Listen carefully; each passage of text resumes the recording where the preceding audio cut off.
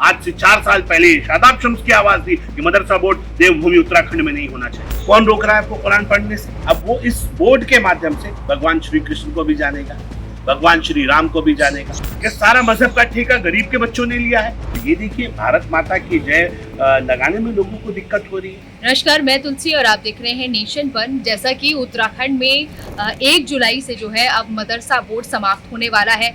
इसका हाल ही में सीएम ने ऐलान भी किया है और अभी हमारे साथ जो है वो वक्फ बोर्ड के चेयरमैन शादाब शम्स जी मौजूद हैं और मैं उनसे इस बारे में थोड़ी सी बातचीत करने आज यहाँ पर आई हूँ। कुछ सवालों के जवाब उनसे लेंगे।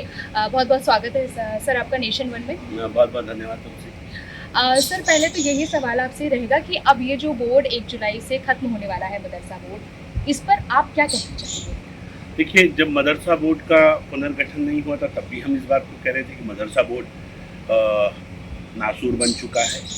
ये कैंसर की एक बीमारी है जो अंदर ही अंदर मुस्लिम समाज को भी खा रही है और इससे कोई फ़ायदा होने वाला नहीं है। ताज्जुब वाली बात यह है कि मदरसा बोर्ड का सिलेबस आपको नहीं पता होगा। मदरसा बोर्ड में पढ़ाया जाता था दोम, शोम, तैतानिया, पौकानिया, पंजुम, मुंशी, मुअल्लिम, मौलवी। कौन को आज क्या इसकी ज़रूरत है? क्या सारा मजहब का ठेका गरीब के बच्चों ने लिया है, यतीमों के बच्चों ने लिया है, यतीम बच्चों ने लिया है? क्या अमीरों के बच्चों को नहीं पढ़ना चाहिए? इसलिए मेरा मानना है कि आप धर्म पढ़िए, धर्म पढ़ने से कोई आपको रोकता नहीं। उत्तराखंड के युवा मुख्यमंत्री ने जिस तरह से मदरसा बोर्ड को समाप्त किया, मैं दिल की गहराइयों से उन्हें मुबारकबाद देता हूँ, बधाई देता हूँ। बहुत अच्छा निर्णय। ये उन मुस्लिम बच्चों के मुस्तकबिल को संवारने का निर्णय है। ये मुस्लिम बच्चों को मुख्य धारा में जोड़ने का निर्णय है। यानी कि अब मुस्लिम बच्चे हाफिज कुरान के साथ साथ डॉक्टर, इंजीनियर, फिलोसोफर बन पाएंगे। अब वो उत्तराखंड का सिलेबस पढ़ेंगे। उत्तराखंड शिक्षा परिषद का जो सिलेबस है, मदरसे के बच्चे भी वो पढ़ेंगे। शम्स जी, ये भी लोग ये कहते हैं, इस बारे में ये कह रहे हैं कि जो अब इन्होंने भंग करने की बात की है मदरसा बोर्ड को, इससे जो है उनकी कल्चरल आइडेंटिटी खत्म हो रही है। क्या आपको भी ऐसा लगता है? कैसे हो जाएगी आइडेंटिटी खत्म? मैं भी तो मुसलमान हूँ, मेरी कल्चरल आइडेंटिटी कैसे खत्म हो जाएगी? कौन रोक रहा है आपको कुरान पढ़ने से? इन मॉडर्न जो मदरसे बनेंगे, इसमें सिर्फ इतना कहा जा रहा है कि अब आपको उत्तराखंड शिक्षा परिषद है, सुबह 8 बजे से 1 बजे तक वो सामान्य विद्यालय की तरह चलेंगे। उसके बाद आप अपनी कुरान पढ़ाइए। कोई आपको कुरान पढ़ने से इस देश में नहीं रोक रहा है, कोई आपको नमाज पढ़ने से नहीं रोक रहा है। यानी अब वो बच्चा जो पढ़ने वाला बच्चा होगा, अब वो इस बोर्ड के माध्यम से भगवान श्री कृष्ण को भी जानेगा, भगवान श्री राम को भी जानेगा, भगवान बुद्ध को भी जानेगा, भगवान महावीर को भी जानेगा, गुरु नानक देव को भी जानेगा, गुरु गोविंद सिंह जी को भी समझेगा, वो डॉक्टर बाबा साहब भीमराव अंबेडकर को जानेगा। यानी कि वो डॉक्टर बाबा साहब भीमराव अंबेडकर संविधान को समझते हुए सबके धर्मों को समझ लेगा और वो फिर ये समझेगा कि मेरा कुरान, मोहम्मदुर रसूलुल्लाह सल्लल्लाहु अलैहि वसल्लम बहुत अच्छे थे, लेकिन श्री राम, श्री कृष्ण, भगवान महावीर, भगवान बुद्ध, इनकी टीचर्स भी कोई कम नहीं थी, उनकी टीचर्स भी अच्छी थी। यानी कि अपने मजहब से प्यार करो और दूसरे के मजहब का सम्मान करो, उसकी इज्जत करो। और हम तो इससे और आगे जा रहे हैं। हम तो कह रहे हैं जो हमारे यहाँ वक्फ बोर्ड के जो 117 मदरसे हैं, उनके अंदर सबके अंदर CCTV कैमरा हो, ट्रांसपेरेंसी है। जिन लोगों को लगता है मदरसे में पता नहीं क्या पढ़ाया जाता है, वो भी सुन लें क्या पढ़ाया जाता है, सबको पता हो।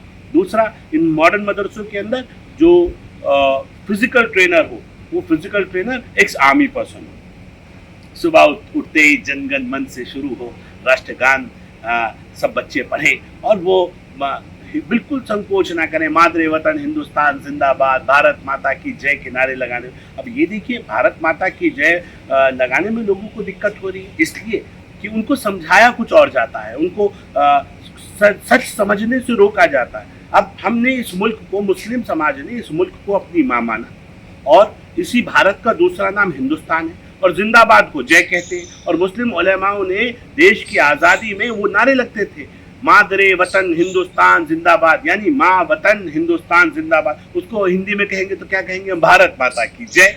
अब आप कहते हैं भारत माता की जय नहीं कहेंगे, मातृ वतन हिंदुस्तान जिंदाबाद कहेंगे, तो आप कहीं ना कहीं खुद भी गुमराह हैं और एक माहौल बना रहे हैं ऐसा नेगेटिव जिससे हम लोगों को समझा नहीं पा रहे। तो जब बच्चा सब कुछ पढ़ेगा, Hindi, English, math, science, physics, chemistry, bio, तो वो सब कुछ समझेगा। आप उसे गुमराह नहीं कर पाएंगे, आप उसको मिसगाइड या मिसलीड नहीं कर पाएंगे, और जब वो मिसलीड नहीं होगा, मिसगाइड नहीं होगा, तो एक अच्छा इंसान बनेगा।